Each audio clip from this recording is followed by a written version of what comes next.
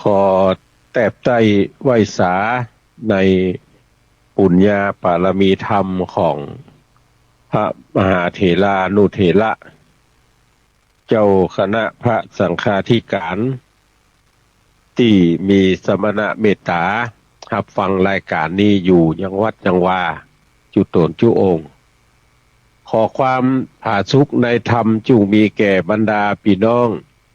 ศรัทธาตายกตาญิกาทั้งหลายจุใหญ่น้อยใจยิงที่รับฟังรายการนี้อยู่ทั้งบ้านทั้งจองวันนี้ปะกันวันศุกร์ที่30พฤษภาคม2568เดือนเก้าเหนือออก4ค่ำในวันนี้วันศุกร์แล้วก็เป็นวันเก้ากองเฮาท่านทั้งหลายก็ได้รับฟังธรรมเรื่องเตโชยาโมผูกทวน1ผูกทวน2ก็จบลงไปวันนี้จะขึ้นผูกทวน3คือเฮาท่านทั้งหลายได้ยินได้ฟังแล้วก็จะต่อด้วยข่าวสารงานบุญต่างๆก็ขอนิมนต์และเชิญชวนเฮาท่านทั้งหลายได้สดับรับฟังตามสมควรแก่เวลาสืบไปนะโมตัสสะภะคะวะโตอะระหะโตสัมมาสัมพุทธัสสะฟังลาโสตุจันนาสัพปุริสะตั้งหลายตั้งยิงใจหนุ่มเทาอันมานั่งเฝ้าดาฟังจะตะกังธรรมนิยายอันเก่าได้สืบเล่าต่อกันมาบัดนี้จักจะถึงเตโชยาโมสองสหายกันว่าลุ่งควายมาแล้วสองสิวเกวก็มาเจียนจาซึ่งกันไปมาหลายสิ่งถึงเมียมิงสองขาว่าตามโบราณอาจารย์เจ้ากล่าวเอาไว้เมียบดดีจุงรีบห้างจ้างมาบดดีจุงรีบขายหัวควายบดดีจริงปากันรีบจ่ายก็มาได้เมียเสียวนี้แลนาเสียวเฮยที่จักดีปลายนาเหมือนฟ้าพอดลงมาดินบ่ทาจักอยู่กินหวังเป็นดีปลายนาจุงห้างอย่ากับมันอยู่กับกันเป็นตุกเสียวมีแต่กดเลี้ยวชิบหา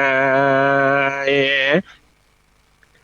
ยาโมกล่าวว่ามันก็ยังลักคาคนอื่นบ่มีปะละมันก็บ่ยินดีคาปอบ่มีดีก็บ่ควรละปอคา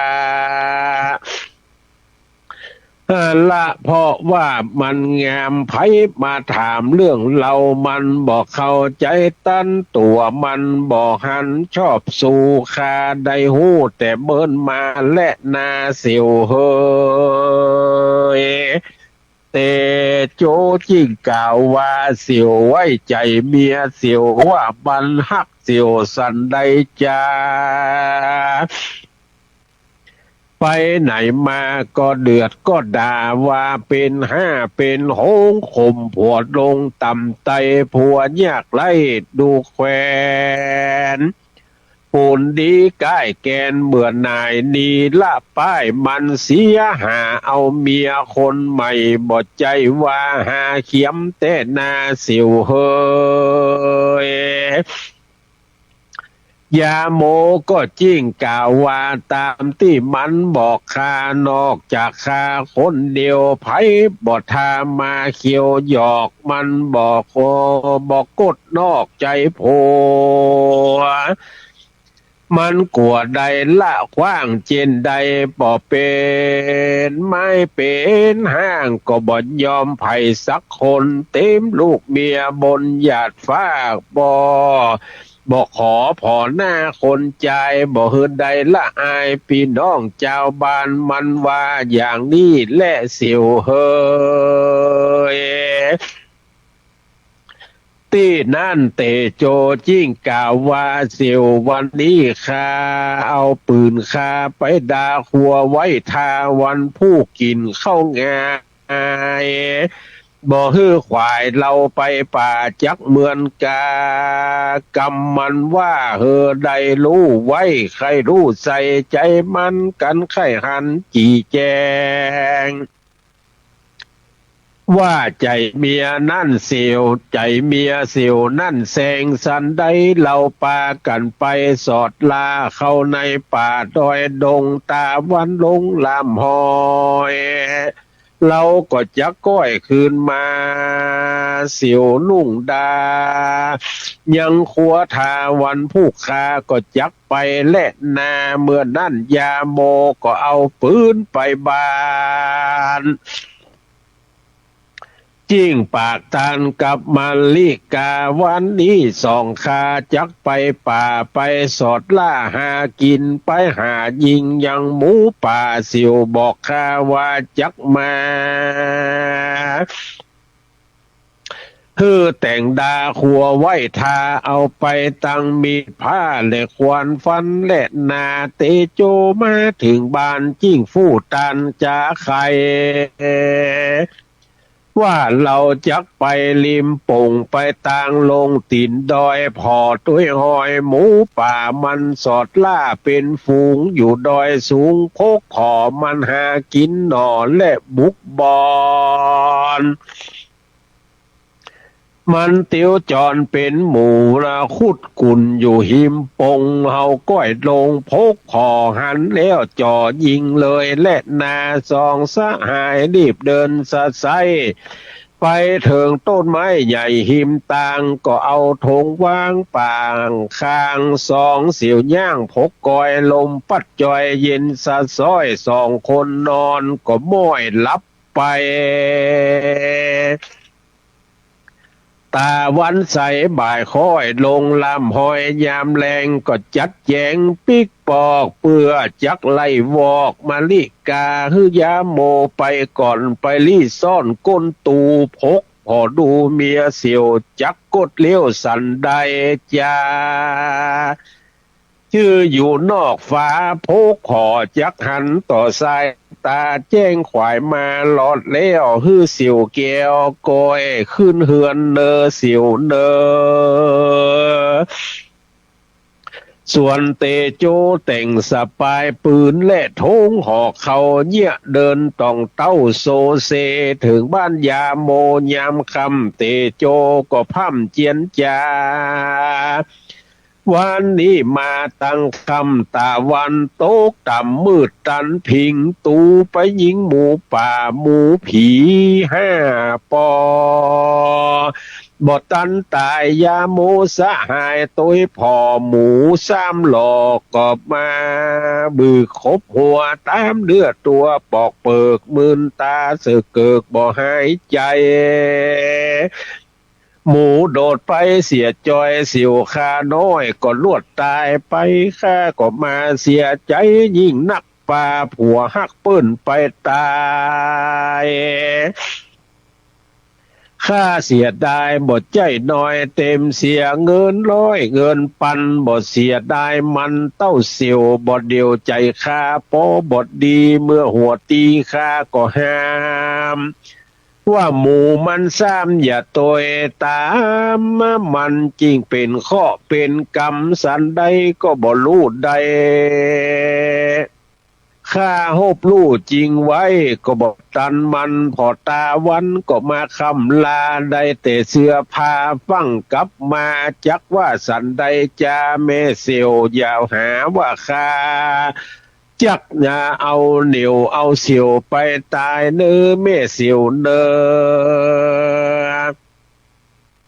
ที่นั่นมาลีกาจะตอบว่าข้าสั่งมาสู่มาชอบใจลายการตั้งตายบ่จ้างห้ามยิงหมู่3 หันกับตาสันได้จาบอกคืดพ่อหมู่3 หล่อคบตาย ป้อสหายห้ามว่าอย่ามันซ้ำว่าบบฟังมันตายเป็นสั่งตายเพื่อความอยากตายตามกรรมวิบากของมันนะอยู่มาถึงวันมันขี้ข้านบ่คิดบ่อ่านบ่คาพอบ่จ้างใจประจานมันไป มันทำใจอวดกากำปากคาตัวตายคาบ่เสียตายแฝงไฟตายแล้วก็หาใหม่ก็ล้างว่าจักมีกันมันดีเหมือนป่อเสียวคาจักคงเกี่ยวถามหาคาจักไปหาที่ไหนคนดีๆเหมือนป่อเสียวมาอยู่เป็นกู้เตรียมเงา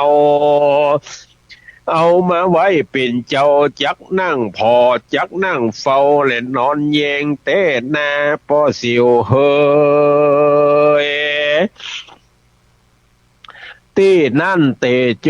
ก็มาตอบตามาลิกากันว่ามีเหมือนกำจาข้าก็ไข่ห้างจันตาหนีไปหาเอาใหม่ขออย่างขอฮือได้อย่างแม่เสียวนี่สักคนเล่นนาการว่านางจันตานะเมียข้ามันรู้เยื่องใดคนอื่นว่าอย่างใด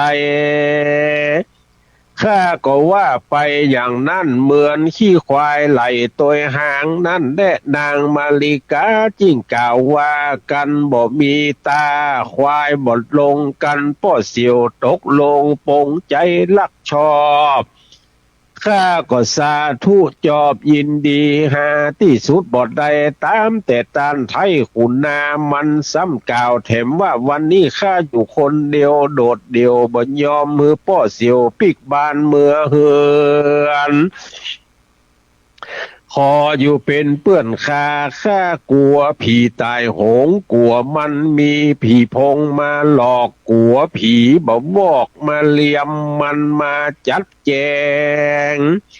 แต่งโภชนาอาหารรับประทานอิ่มแล้วก็จวนป้อสิวแก้วเข้าไปนอนก็มีวันนั้นแหละนา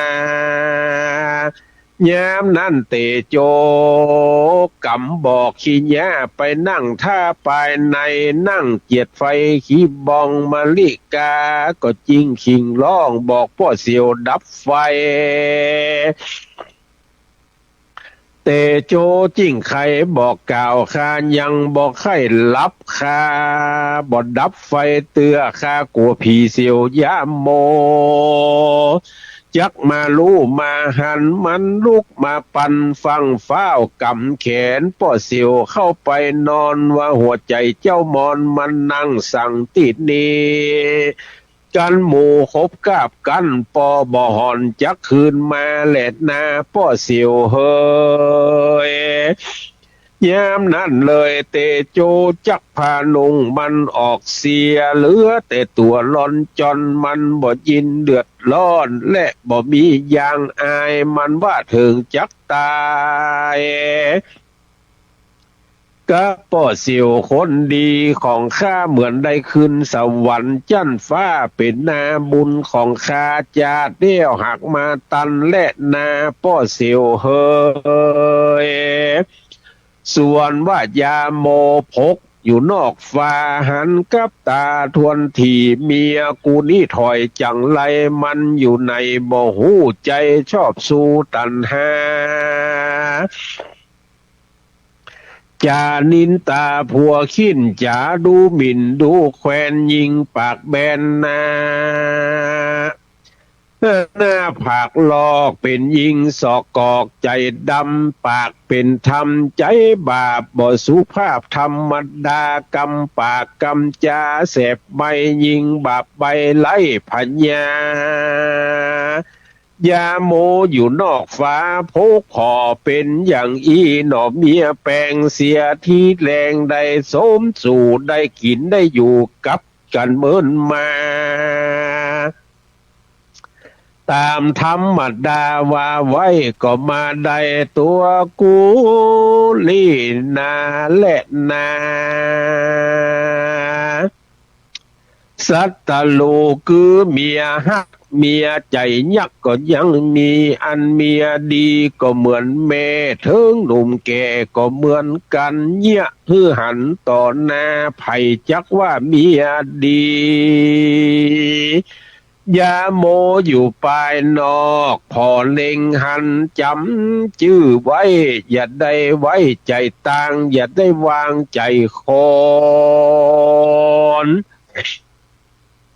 มันจักจนใจเองมันหันเตโจเสียวทำจุปการก็มีหันและนากันเถิงลุ่งแจ้งยาโมทะลิมาล่องหานางมะลิกาเมียคินลับบ่ตื่นกันนายเปิ้นลับเด็กลูกควายนอนหลับตามสบายลูกเตอะนายน้องเนาขอไขประตูให้พี่เข้าไปในเตอะเนอนางเฮยนางมาลิกาปากบดได้ทะลินั่งให้กลางที่นอนเตโจถอดก่อนประตูห้องแต่งร้องเรียกยามโมว่าอกพุทโธเฮ้ยตายแล้วเกิดใหม่ถูกหมูป่าไล่ขึ้นมาแต่คืนนี้นาคามานอนเป็นเปื่อนแม่เสียวเปื่อนกลัวผีมาลิกาก็จิ้งจ่าว่ากำบ่มีแป้งใส่กำบ่ใหญ่แป้งแถมบ่ใจนอนแอมปังข้างพอเสียวนอนลางงางติหิมประตูข้านอนกุ้นตูกลัวสูบมาหลอกข้าบทได้บอกพ่อเสียวนอนตัวเล่นนายาโมจิ้งกล่าวว่าการเรื่องนี้ข้าบอกว่าสั่งตีนอนที่ยังมีกับพ่อเสียวข้าบอกเกี่ยวเอาความกันถึงเวลานางลุกมานึ่งเขาหุงแกงคือผัวแป้งและปอเสียวกันกินอิ่มแล้วก็อูฟูจากันวันลันนี้เราจักไปตัวหอยซ้ำมือใดบดละไว้ไต่เตียวดินนางก็เอาของกินกับตังทงห่อเขาแล้วก็ลวดลงเรือนไปเข้าดงไพรป่ากวางไปพักย่างที่เก่าเดิมตีเถิงเวลาดีปอกง่ายก็ปากันรีบหดค่ายขึ้นมาเถิงดิมข่าวว่าประตูคุ้มมืดสลุ่มยามแรงยามโมก็มาจัดแจงเสื้อผ้าไปส่งน้องลาจันตาแล้วก็ใครบอกเนี่ยเหมือนดังเตโจแล้วเตโจไปพกฝอเหมือนดังยาโมเนี่ยเมื่อก่อนนั่นจุปการและนาจันตาได้ดูข่าวอกร้อนเผาปานไฟผัวใส่ใจขิ้นขาโมยหมอดหน้าในไพรมาตุกใจยิ่งล้ำเตียงจักขาดคาคว่ำบำวายคาแหนมจักตายตุยเจ้าบ่มีลูกมีเต้าสืบพระกุลสร้างก่อบุญปลายนาขอถึงเมืองฟ้าและเนลปานยาโมก็มากึดใจกลัวบดีปลายนาไพร่คาจักนินตามันจิ้งเจียนจาก่าวถอยบอกนางนาดน้อยข้าร้องใจหาเมียคนใดดีและไล่และนาเมเสียวเฮยเตโจยาโมอูกันไปหลายอย่างแจงลุ่งสว่างถึงควายกันว่ากินข้าวง่ายอิ่มแล้วยาโมก็ลาสิวเกียวมาสู่เฮือนตนทำเล่กลจุหลอกบอกนางมาลิกาข้าไปตัว500เก่าลืมแล้วลืมเล่าบ่หันในตัวลอยไปถึงแม่น้ำบ่เจอจ้ำหาดลอยขึ้นบนดอยล่องลงหอยตามปากกล้วยหิมปงบ่หันสังสักสิ่งเกล็ดหน้าเจ็บปวดแข้งปวดขาเลือตายสองสหายก็ปากันมานี่แหละนา ยาโมกับมาลิกาอยู่กินกับกันมาหมดเวรสองคาจาดก่อนต่างคนบอดลดบอดหย่อนผิดเทียงกันเสียงเรื่องนั้นบอกขาดเขาก็ได้อย่าล่างกาดกันไปก็มีแล ส่วนว่ายาโมปอห้างได้มาอยู่บ้านเตโจเป็นสุขโขบ่อนน้อยลืมกู้หอยมาลิกาได้ผ่าธนารวมกันมาเต้าอีกำเวนก่อนนี้นั่นจักเสียงกันไปเตโจใจก็มาอยู่บ้านแต่งนาต้านหาวันดีวันสดีโจกฟ้าจักต้องกล้าเตียวขายไปซื้องัวควายเอาไปขายต่างบ้านต้าตั้งเมืองกาสีงัวควายดีมีหลายหมู่ตั้งปางอยู่หิมตั้งตูปางพร้อมเสียงเอางัวไปเลี้ยงตามหิมฝั่งกงกาตาวันตาตกต่ำจะไกลคำอัสดางก็ไล่งัวตั้งปางลงน้ำหิมฝั่งกำสากรล้างตัวก่อนนอนอาบเลนวิทวิ่งเต้นเป็นสายงัวควายหลายก็มาบุบุญน้ำปอขุนปอดดำตามในลำแม่น้ำล้างตัวก็ลงเจ้ลงนอนในสากรน้ำกวางหมู่เจ้าบ้านตักอาบตักกินเขาก็ยินจมซามงัวควายตายห้าตายโหงเข้าป่ากันลงขุนเสียงคนพ่อคนเลี้ยงบ่มีกาทนใดจาตาบอดตาลมเขาก็แจ้งเขาก็จมไปหลายเอางัวควายมากวนน้ำใบเงาล่ำปอบ่หันในเปิ้นตักไปกินไปอาบน้ำคู่เตียวหาบตึงวันฮื้อมันได้กินน้ำเยียวงัวควายกูเจี้ยนกูจาดดูหมิ่นพระมาดเจ้าบ้านเจ้าเมืองและนายังมีบ้าน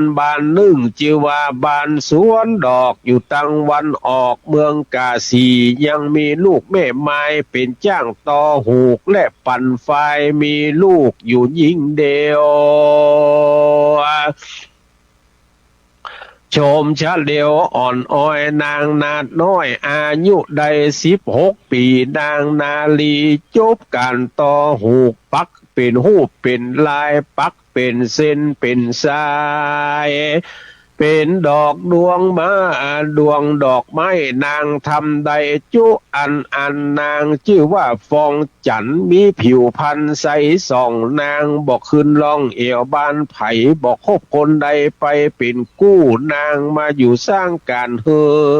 อนกระตำเปลี่ยนบ่อนละนางมีธรรมะอยู่ในใจสองสหายไปลอดไปย่างจอดแปลงปางหิมเฮือนนางนาไทยอยู่หนใต้หิมปองมีความประสงค์ไข่เอวหันสาวเถี่ยวฟองจันและนาคณะนั่นสองเสียวไปเลี้ยงควายกันตะวันลงปาดปลายไม้สองเสียวก็ไล่งัวควาย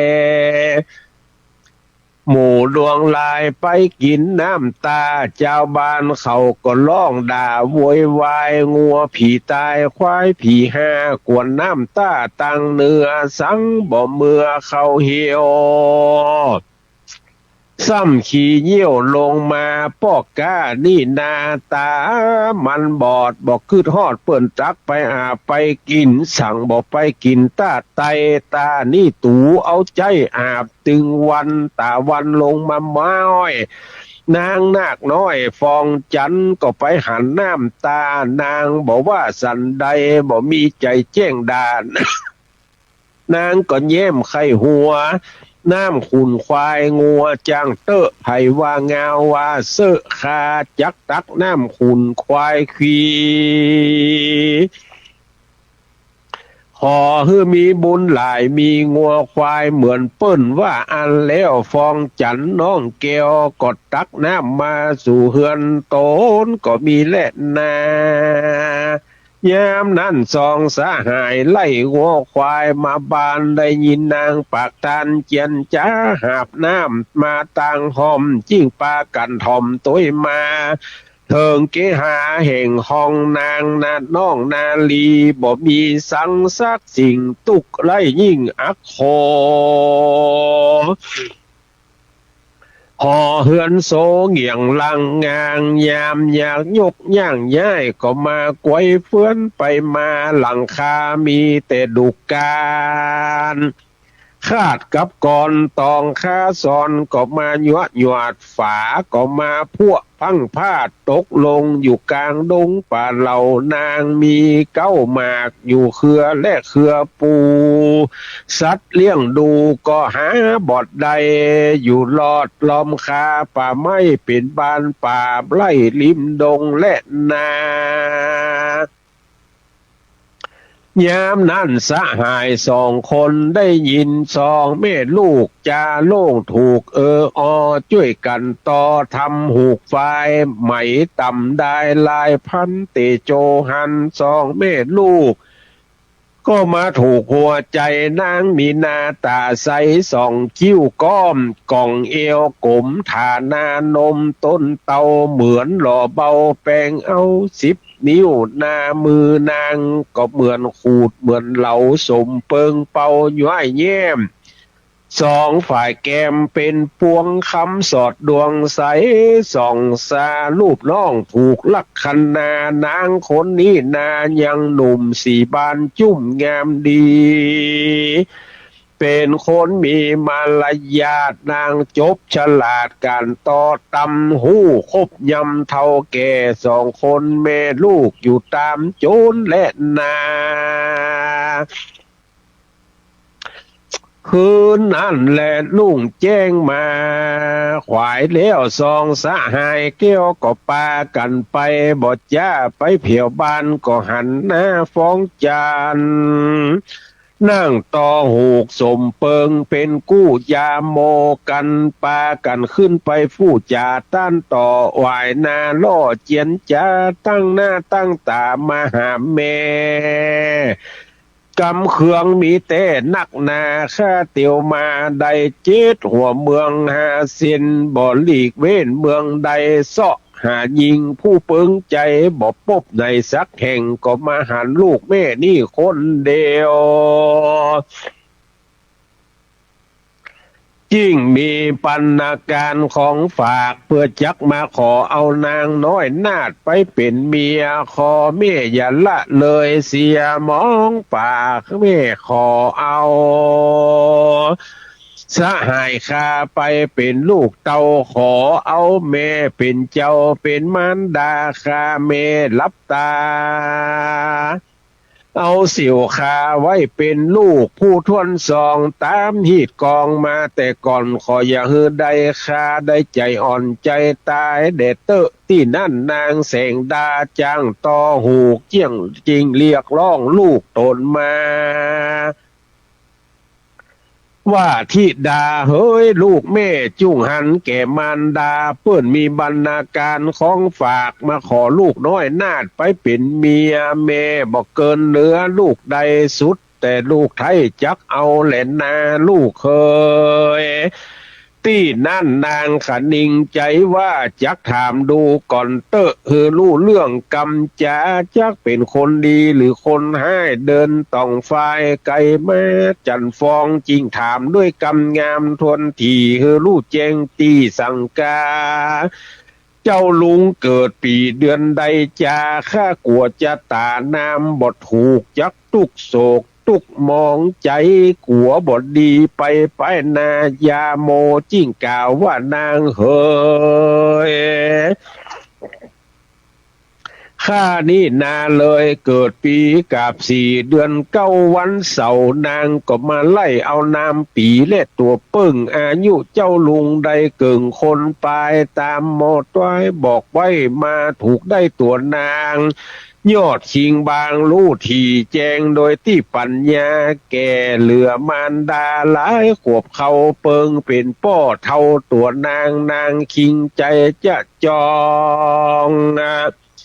จักลองพอปัญญาสองคนนี้นาดูก่อนกันเขามีพญาปัญญากูจักเอาเป็นสามีและน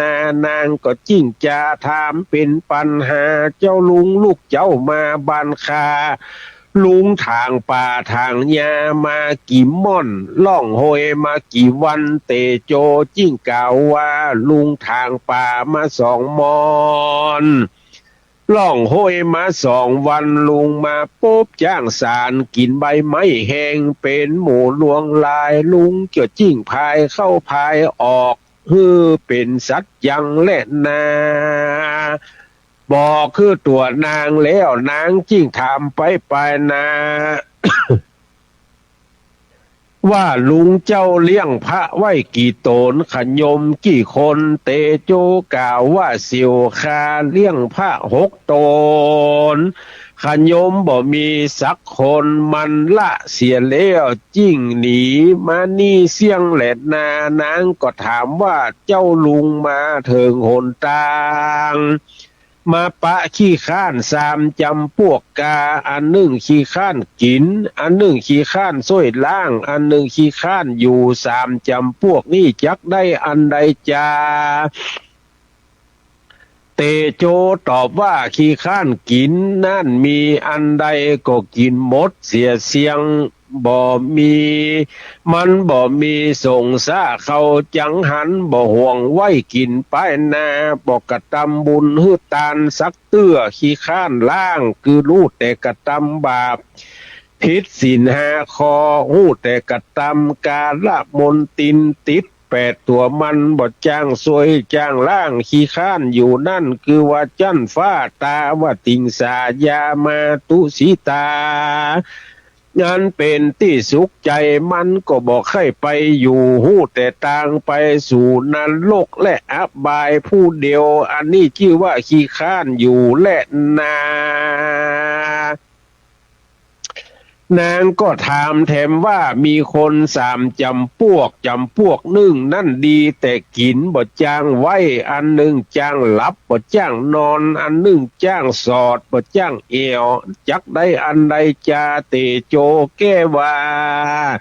จ้างกินบ่จ้างไว้นั่นมันบ่ทำบุญรักษาศีลฟังธรรมได้แต่หากินบ่คิดการบ้านการเมืองการเฮือนก็บ่จ้างบ่เป็นเนี่ยอันใดก็บ่ทำบ่ดีบ่งามอันใดได้มาก็กินเสียเสียงบ่บิดแบ่งปันภัยจีนตัวก็บ่ไปหาป้าก็เปิ้นก็บ่เอามาสู่อันนี้ชื่อว่าจ้างกินบ่จ้างไว้จำพวก1จ้างหลับบ่จ้างนอนหัวตกมอนก็นอนหลับไปพ่ำอันบ่ฮู้สังวาสสวัสดิญายแผ่เมตตาภาวนาไว้พระเจ้าบอกกึดอ่านโดยประการสันใดอันนี้จ้างหลับบ่จ้างนอนจำพวก1นั่นนาจ้างสอดบ่จ้างเอวคือ10 วันเอว5 คนเท่า9 วันเอว5 คนหนุ่ม15 วันเอว5 คนเท่านั้นนาคือไปฟู่ไปจาถามหากรรมไว้กรรมสากรรมภาวนาสมณะเปตกุลวิเศษไว้กับตัวเพียบเหมือนแม่เพิงและแมงปูมันยังหู้สอดไส้บินสอดเซียวแสวงหาเอารถจาดอกไม้บุผาตุกเยื่องคนบ่จ้างเอวก็เหมือนกบเทาเฝ้าเก้าดอกบัวบ่ฮู้สุกตัวเอาไก่สอนพูดหัวออกมาอยู่จักควายบ่ฮู้ให้บ่ฮู้ดีตานว่าเจ้าจาลดดอกไม้โดยประการสันใดอันว่า9 วันเอว5 คนหนุ่มนั่นคือไปลักเอวอูฟูจาเสาะสอดไส้หาหลัวหาไม้มาใส่ไว้ในเรือนตัวงานนี้แหละนาชื่อว่า9 วันเอว5 คนหนุ่มนางก็มาถามไปนาว่าเจ้าลุงจักเอาคาเต้เจ้าลุงยังมันไปต่างน้ำ หาปูหาปลากดจาเตโจถามว่านางจักเอาปูป่ามาเยี่ยสันใดจานางก็บอกว่าจักเอาปูป่ามาเลี้ยงกาแห่งคาเตโจถามว่ากาของนางมีกี่ตัวนั่นจานางก็บอกว่ากาคาเลี้ยงไว้มี32 ตัวเตโจบอกว่าลุงเลี้ยงปูไว้5 ตัวป่ามี30 ตัวลุงเลี้ยงเอาไว้ที่สละน้องใหญ่ถ้าคนใดมีห่มเกลียวดวงดีสิ่งปุกละผู้นั้นชื่อว่าเป็นคนดีมีปัญญาแผ่กว้างเตวบุตรก็อวดอ้างเทวดาก็จมชื่นทั่วโลกาบัดนี้ลุงได้มาปุ๊บเจ้าเป็นลูกเต้าผู้มีบุญเกิดมาเป็นลูกยิงเดียวดีล้ำเลิศเกิดมาก้ำแม่มารดาขอนางรับเอาปัณาการของฝากคือผู้ข้าได้หายอยากเมามัวขอฮือเป็นขัวคำเล่มใหญ่ปอได้ไต่คำสมุทรสากรเดเตอร์เตโจก็เอาของฝากยื่นตำนางก็รับเอาด้วยกรรมดีงามตั้งแต่นี่ไปเปื่อนาขอฮือคามุ้ยมิ่งกับคนคาบดี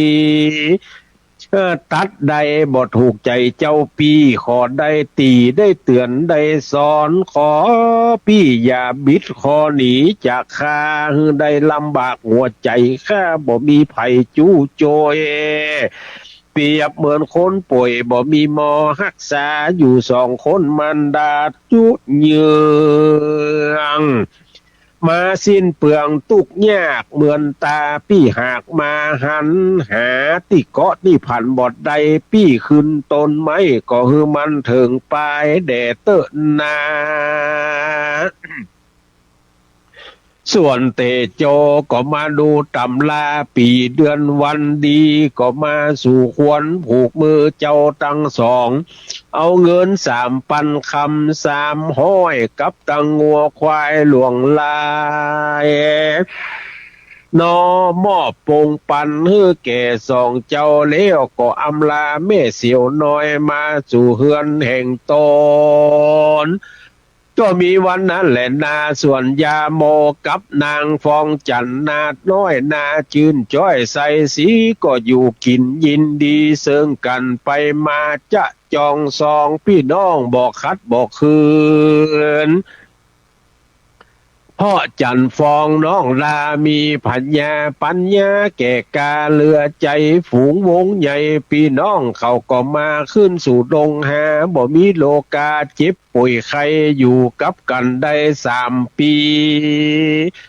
มั่งมีเป็นเศรษฐีเหมือนดังเตโจเสี่ยวอันเกิดปีเดือนเดียวกันวันนั้นแหละนา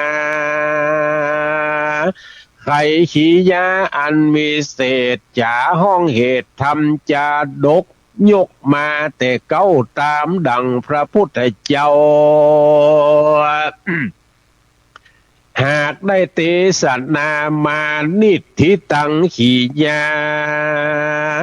สังวันนาวิเศษจาห้องเหตุยังเตโจยาโมผูกทวน3ก็บังโก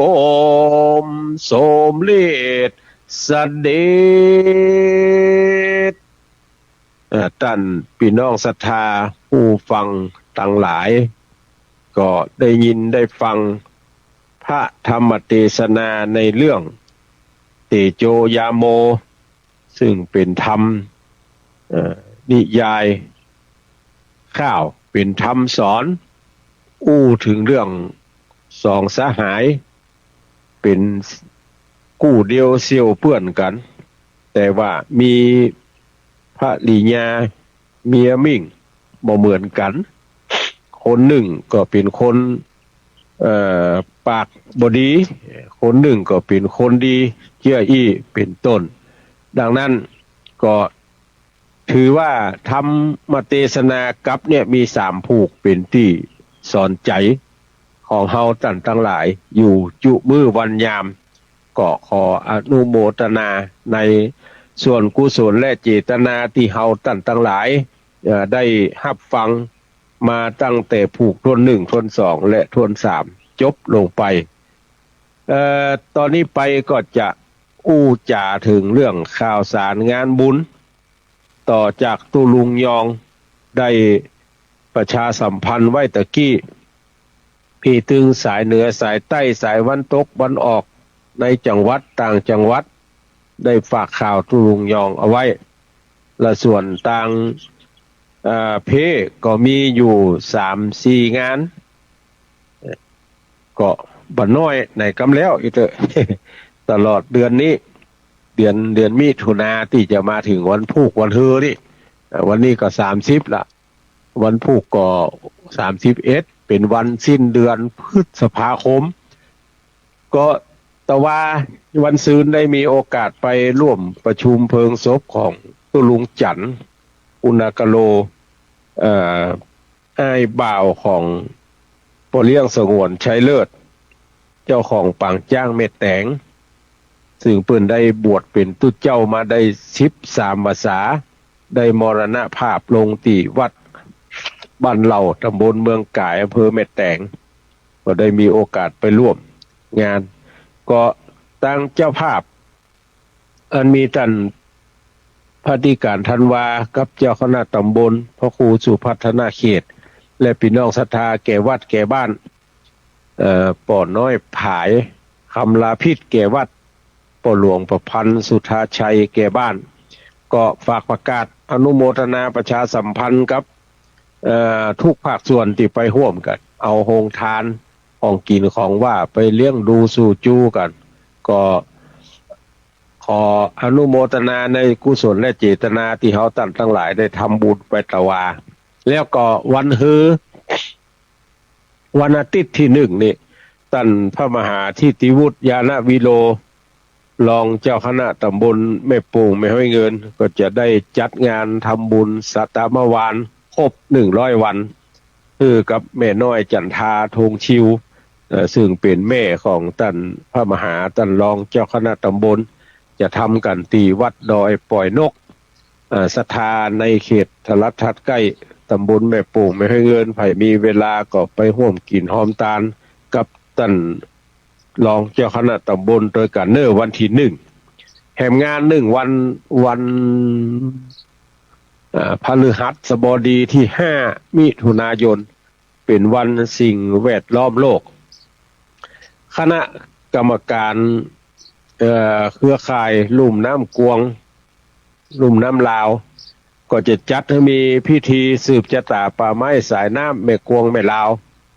ในวันที่5มิถุนายนวันพฤหัสบดีในงานก็จะมีพิธีบวงสรวงท้าวจตุโลกบาลทั้ง4บวงสรวงเทวดาอาหักอันรักษาอุ่นน้ำแม่กวงแม่ลาวแล้วก็จะต่อโดยพิธีสงฆ์พิธีสืบชะตาโดยการเจริญพระพุทธมนต์โดยการเทศนาธรรมแล้วก็จะมีการปาฐกถาพิเศษโดยท่านนายอำเภอเวียงปะเป้าท่านนายอำเภอดอยสะเก็ดแล้วก็ผู้ว่าราชการจังหวัดเชียงใหม่ก็จะไปวันนั้นกรรมการเครือข่ายแล้วก็ที่ปรึกษาอันมีท่านผู้อำนวยการศูนย์ศึกษาการพัฒนาห้วยหองไข่เป็นต้นเป็นประธานก็จะไปกันในวันที่5เพิ่นจะจัดงานที่ข้างศาลแม่นางแก้วเนอะไปร่วมกินร่วมตาลร่วมงานด้วยกันเอาเข้าห่อไปโดยได้คนห่อ2ห่อไปเปาะไปรวมกันถึงเวลาแล้วเพิ่นก็จะกำแจกไผได้จิ้นก็หาไผได้ปลาก็กินไปตามนั้นก็จะมีหลากหลายบางคนก็ไข่ต้มบางคนก็น้ำพริกบางคนก็เป็นพัดเป็นเจ้าเป็นจืนจะเอาใส่ในห่อในอย่างแล้วก็ขอท่านทั้งหลายเอาใจวัสดุธรรมชาติเนอะขอยกเว้นโฟมยกเว้นอันอื่นที่มันย่อยสลายยากขอเป็นใบตองขอเป็นกระดาษชานอ้อยหมู่นี้มันย่อยสลายง่ายหน่อยไปร่วมกินหอมตาลเลยกันวันที่5แล้วก็แถมงานวันที่10มิถุนายนเดือนเก้าเพ็ง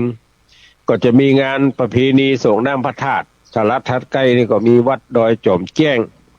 วัดดอยจอมแจ้งของท่านพระครูบรรพตศาสนกิจ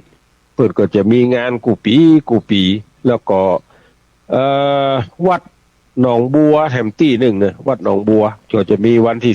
10วันที่9ข่าวว่าจะมีงานสวดมนต์ตันสมโพธิพระธาตุเจดีย์เมื่อ5 โมงแมลงใครมีเวลาก็ไปร่วมกันเลยวันที่9 5 โมงแมลงเปิดมีการเจริญพระพุทธมนต์12ตำนานสมโพธิพระธาตุเจดีย์แล้วก็วันที่10งานส่งน้ำพระธาตุแล้วก็ยื้อไปวันที่15วันที่15มิถุนายนนี่เวลาปุ๊บบ่าย2บ่าย3บ่าย4เพิ่นจะมีพิธีวางศิลาฤกษ์พระธาตุเจดีย์ที่วัดดับไผ่ตำบลสีภูมิอำเภอเมืองจังหวัดเชียงใหม่ไปร่วมกินหอมตาลด้วยกันไผ่ที่คิดว่าจะไปรถตู้ที่เพิ่นเซาะเพิ่นหากันไว้ตอนนี้100กับ2กันบะหมี่แล้วท่านทั้งหลายเต็มหมดละท่านผู้อำนวยการสถานีวิทยุคลื่นสีขาวมาตะว่ารถตู้เต็มหมดละ100กับ2กันเอาไปจอดที่ไหนว่าทำกำนึงวัดดับไผ่ก็กีดหน้าแกก็ต้องเสาะที่หาที่จอดเต็มทะลัดทัดใกล้ทีนี้ว่าไผ่มีเจตนาจะไปร่วมกินหอมตาลโดยเปิ้นเนี่ยก็ปากันเสาะรถคนเดียวไผ่คนเดียวมันรถที่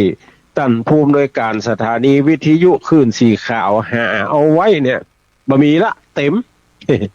มันเต็ม100กับ2กันเนี่ยกันไหน10 คนเนี่ยบะมีละเต็มละเพราะนั้นใครจะไปนี่ก็เสาะรถเสาะลากันไปคนเดียวก็เชิญชวนเฮาท่านทั้งหลายไปร่วมกินหอมตาลด้วยกันเนาะแต่กี้ข้ามไป2งานวันพุธวันเสาร์ที่31พฤษภาคมเพิ่นจะจัดงานงานสืบชะตาในวันคล้ายวันเกิดของท่านเจ้าวาดวัดสันมะเกียงตำบลสำราญราชอำเภอดอยสะเก็ดตั้งแต่9 โมง10 โมงเป็นต้นไปไปร่วมกินหอมตาลด้วยกันแล้วก็ข้ามไปแถมวัดหนึ่งก็คือวัดอย่างก็นี่ชัยประดิษฐ์ประตึงน้อยจะมีงานส่งน้ำพระธาตุวันที่3เวลาบ่าย3บุญแล้วก็วันที่4วันพุธศรัทธาวัดหนองหอยจะจัดงานทำบุญส่งน้ำธาตุในเวลาบ่ายโมงครึ่งวัดดอยจอมแจ้งนี่9 โมงท่านทั้งหลาย9 โมงจะมีงานวัดดอยจอมแจ้งแล้วก็วัดแม่โป่งนี่วันที่18มิถุนายนเวลา9 โมงครึ่งเพิ่นจะทำบุญประเพณีส่งน้ำพระธาตุอย่างเดียวกันแล้วก็หมดวันที่18แล้วก็วันที่21นี่เชิญชวนเฮาท่านทั้งหลายวันเสาร์ที่21เชิญชวนเฮาท่านทั้งหลายมาร่วมทำบุญประเพณีหล่อเตียนภาษาที่กล้าอู้ได้ว่าประเพณีนั่นก็หมายความว่างานใดงานหนึ่งที่จัดติดต่อกันมาเกิน15 ปีงานนั้นเป็นประเพณีงานนั้นเป็นประเพณีโดยปริยายโดยบ่ต้องมีไผมาตั้งโดยบ่ต้องมีไผมาว่าอันนี้เป็นประเพณีคือเฮาฮ้องกันว่างานประเพณีสืบไปมันได้มีไผว่าละงานใดที่จัดติดต่อเนื่องกันเกิน15 ปีก็การล่อเตียนนี่เฮาจัดมาอยู่18 ปีละหมู่เฮาคำว่าเฮานี่คือว่าคลื่นสีขาวจัดกันมา18 ปีติดต่อกันละและทีนี้รายละเอียดของงานก็จะมีกำหนดการมีดังต่อไปนี่ท่านทั้งหลายก็ในเวลา9 โมงก็จะมีการจัดคือมีการปูจาต้าวจะตูโลกบาลตังสีแล้วก็ทีนี้ยื้อไปแถมเป็นงานพิธีกรรมเป็นอย่างทัดกันไปก็จะใช้เวลาให้มันเป็นประโยชน์ที่สุดละท่านทั้งหลายก็ เมื่อได้เวลามาพร้อมกันแล้วก็ผู้อำนวยการสถานีวิทยุคลื่นสีขาวก็จะกล่าววัตถุประสงค์ของการจัดงานจบแล้วประธานในพิธีฝ่ายคฤหัสถ์กล่าวความรู้สึกแล้วก็จะปูจาพระแก้วเจ้าทั้งสามประการเสร็จและฮับศีลเสร็จละตุเจ้าชุดที่หนึ่ง9 รูปก็จะขึ้นประจำอาสนะสงฆ์เจริญพุทธคุณอิติปิโสอิติปิโสแล้วลงแถม9 โตนก็จะขึ้นเจริญพระธรรมคุณสวากขาโตลง9 โตนจะขึ้นแถมเจริญพระสังฆคุณสุปฏิปันโนชุดเนี้ยจะต่อด้วยสวดพาหุงแล้วก็จะถวายพระทหารเพลกันสืบไปแล้วก็ที่เพิ่นประกาศประชาสัมพันธ์กันไปเรื่องปัจจัยถวายหัววัดก็ดีอาหารเพลก็ดีเตียนก็ดีโซล่าเซลล์ก็ดีขี้ผึ้งเป็นแผ่นก็ดีนับตั้งแต่วันประชุมเมื่อวันที่25วันอาทิตย์ที่25ที่ผ่านมาจนถึงวันนี้เป็นเวลาอยู่5 วันก็ได้ประชาสัมพันธ์กันไปก็มีหลายผู้หลายท่านเป็นเจ้าภาพด้วยกันก็อนุโมทนากับเจ้าภาพไตรยตานถวายพระสงฆ์พิธีชุดละ 1,500 บาทตีโอนมาแล้วก็มีตีแสดงความจำนงไว้ก็มีอดีตพ่อหลวงเจริญตาถาวันไม่ให้เงินเหนือ1,500 บาทคุณโยมกนกพิษชัยนาบ้านห้วยงูในอำเภอฝาง 1,500 บาทคุณสมพรรัตนังตะกี้ตักมาตังเฟซว่านอนฟังเลยวันนี้ นอนฟังเลยโอ้สบายล่ำนอนฟังเทศคุณสมพรรัตนังประเมือดสันทราย1,500 บาทแล้วก็4มีคุณบุญเพียรสิริวันเจ้โมยแม่แก้ดน้อย1,500 บาท5มีแม่จันเรือนใสแม่เดือนเพ็ญทิมว่างแม่อมราวงแหวนอันนี้รายละ500อยู่สันปะตองเป็น 1,500 บาทแล้วก็6มีแม่อุ้ยนางดวงสุวรรณบ้านปัจจันจังหวัดเชียงราย 1,500 บาทแล้วก็7มีคุณณัฐพงศ์คุณสายพินจันเที่ยงบ้านปางไฮ 1,500 บาทอันนี้โอนมาเรียบร้อยเมื่อวันที่26เวลา 9:21 นาทีที่8ก็มีคุณทวีอรุโนไทยพิพัฒน์นางสาวฐานิตาคุณยศยิ่งบ้านแม่ห้อยเงินใต้ 1,500 บาทอันนี้ก็โอนมาเมื่อวันที่26เวลา 20:23 นาทีอันดับ9ก็มีคุณอมรวันเล้ากุลคุณอภิลักษ์คุณณัฐวัฒน์เด็กชายอินทชัยจิตวิไลแล้วก็คุณอิงฟ้ามโนน้อมเด็กหญิงวชิละชาวริศราหมื่นพรมบ้านให้หมู่5ตำบลฟ้าห้ามแถม 1,500 บาทอันนี้โอนมาเมื่อวันที่27เวลา 7:33ต่อไปก็มีแม่แสงอินคำมูลศรีบ้านจ้างเผือก 1,500 บาทโอนมาเมื่อวันที่27เวลา 20:13 นาทีแล้วก็มีแม่จิรพันธ์โมป้อบ้านหนองบัวเวียงป่าเป้าแถม 1,500 บาทก็อนุโมทนาเด้อต่อไป สุมาเตอร์จำไม่ไอ้เป็นรายชื่อของผู้ที่ฮับเปิดห้องว่าฮับพัตตาหารเพนจำนวนแต่ละโต๊ะใน 1,000 บาท 1,000 บาทมีคุณยุพินปันเมาบ้านโป่งทีวี1,000 บาทนี่โอนมาเมื่อวันที่9เวลา 6:50ตอนนั้นไปก็มีนายชนะชนเตจะแยงบ้านห้วยหม้อ 1,000 บาท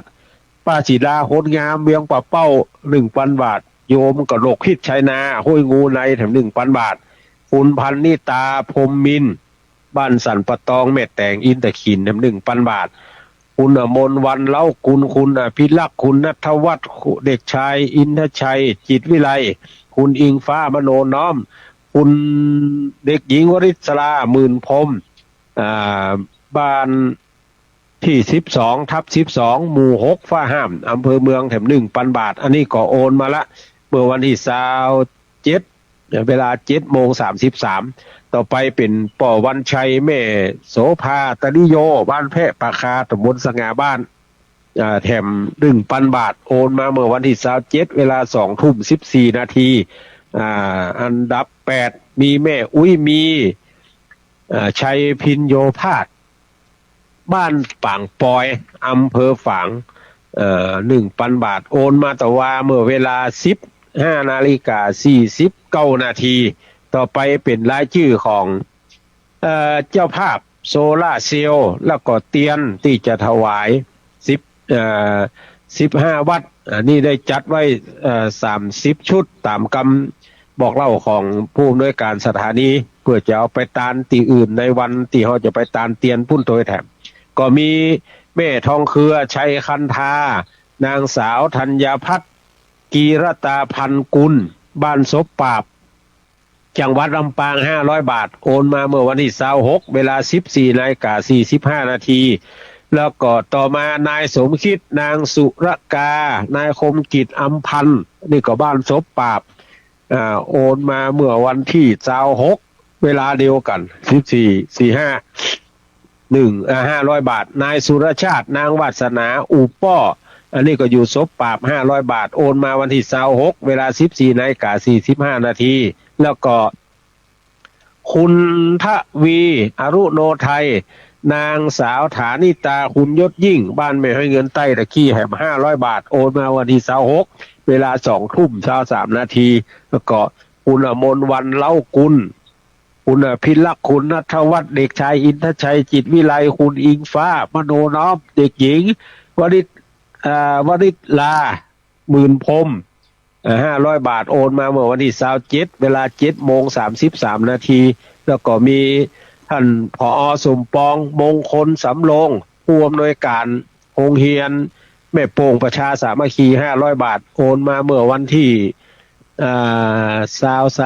27เวลา 11:01 นาทีแล้วก็มีคุณฟองเมฆ10:54 นาทีสุมาเตอร์แล้วก็คุณฟองเมฆสิทธิปัญญาเจ้าหน้าที่รพสตบ้านห้วยบ่อทองให้มา500 บาทโอนมาวันที่27เวลา 11:01 นาทีแล้วก็คุณอนงคุณประเสริฐบุญรัตน์คุณประเสริฐคุณสมนึกคุณนางสาวอภิรดีจำปาอันนี้บ้านไหนบอกหู้ลืมไปท่านมหาสมชาติถ้าฟังอยู่ก็ขอบอกบ้านมาเขาเดี๋ยวผมมาได้จดสักคำนี่500 บาทโอนมาเมื่อวันที่28เวลา 16:04 นาทีแล้วต่อไปก็มีแม่อุ้ยอินชัยอุดแม่อุ้ยแก้วพาเรือนคำอันนี้อยู่แม่สาบพุ่นเนอท่านทั้งหลายแม่สาบเสมิงพุ่นอันนี้โอนมาเมื่อวันตะวาวันที่29เวลาก็เปิ้นโอนมาแล้วก็เอาไปจดไว้ไหนโหเดี๋ยวจะเอาสมุดไปเสียบพอตั้งธนาคารก่อนว่าโอนมาเวลาใดเนาะแล้วก็บริจาคพิเศษมาก็มีเป็นเงินสดแล้วก็แสดงความจำลงเงินสดก็มีปออุ้ยจื่นแม่อุ้ยสีจมพุทธิบ้านหนองแฝกหมู่5ไม่ให้เงินบริจาคมาเมื่อวันที่23จำนวนเงินอยู่400 บาทแล้วก็คุณกนกพิชัยนาบ้านห้วยงูในแสดงความจำนงไว้แถม 7,500 บาทอันนี้ก็ขออนุโมทนาส่วนเจ้าภาพขี้เพิ่งก็มีหลายผู้หลายต้านที่โอนมาผ่านทางคุณลืมชื่อละ ลูกของแม่อุ้ยจันทาปันเมายุพินผ่านมาทางยุพินปันเมาหลายผู้หลายต้าน100 พ่อง200 พ่องก็อย่างตุลุงยองว่าไว้ขี้เพิ่งเป็นแผ่น12 ราศีแล้วก็จะรอทำชุดหนึ่งก็เอาหล่อเอาไว้คือตันทั้งหลายปึ้งตัวได้ก็มาเขียนชื่อเสียงเลี้ยงน้ำใส่หลังแผ่นขี้เพิ่งแผ่นนั้นแล้วก็เอาไปจุไปรอกันต่อไปแถมก็อนุโมทนากับตันทั้งหลายเด้อก็นอนฟังอยู่ที่ไหนตะกี้ให้นอนฟัง ให้นอนฟังตักมาทางเฟซทางไลน์ตะกี้นอนฟังอยู่ที่ม่อนอิงดาวแอมหลายผู้หลายต้านติดตักมาบอกได้ต่อไปก็สู่มาอภัยตัวเนอะบางทีโทรศัพท์ใจ2 อย่าง 3 อย่างนะ ใจอูนี่ก็ใจอูใจสื่อสารทั้งอื่นก็ใจสื่อสารทั้งอื่นโดยก็อนุโมทนาขอบคุณกับท่านทั้งหลายเนอะที่รับฟังรายการมาวันนี้มาเปิดสายเถอะใครจะอู้จะจาก็โทรมาหลังไมค์เด้อ 0817964608หน้าไม้นี่จะมาเปิดแต่เพราะว่าใช้เวลาของทางสถานีมาครบถ้วนขบวนการละเพราะว่าประชาสัมพันธ์นัก20 กว่านาทีก่อนวันนี้ก็อนุโมทนากับทุกท่านเนอะใครจะโทรมาอู้หลังไม้ก็0817964608จัตตาโลธรรมาวัฏันติอายุวันโนสุขังปะลาง